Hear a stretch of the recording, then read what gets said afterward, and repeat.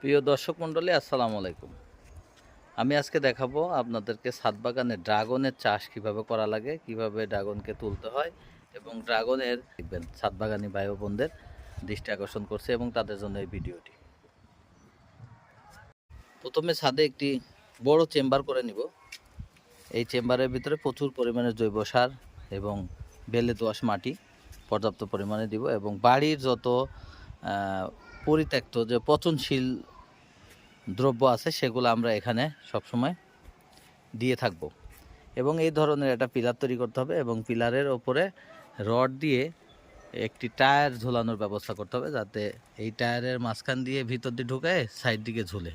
ড্রাগনের কিন্তু সবচেয়ে গুরুত্বপূর্ণ যে জিনিসটা হলো সেই জিনিসটা হলো ড্রাগনকে ঝুলাতে হবে। ড্রাগন ভিতর দিয়ে ঢুকে বাইরে দিয়ে ঝুলে থাকবে, তখনই সে বেশি ফুল ফল দিবে। এই পরিবেশটা তৈরি করে দিতে হবে। এইভাবে আপনাকে এই ড্রাগন চাষ করতে হলে ছাদ বাগানে এইভাবে চেম্বার তৈরি করে এইভাবে করবেন। আর আরেকটা বিষয় হলো, এগুলো প্রচুর পরিমাণে খাদ্য প্রয়োজন। ড্রাগন উৎপাদনের জন্য প্রচুর খাদ্য লাগে। আর একটা বিষয় হলো, এটা 15 থেকে 18 মাস সময় লাগে। অনেক সময় 15 মাসে 14 মাসেও আপনার ফসল দেয়। এটা মানে খাদ্যের ওপরে এবং পরিবেশের ওপরে 18 মাস পর্যন্ত সময় লেগে যায়।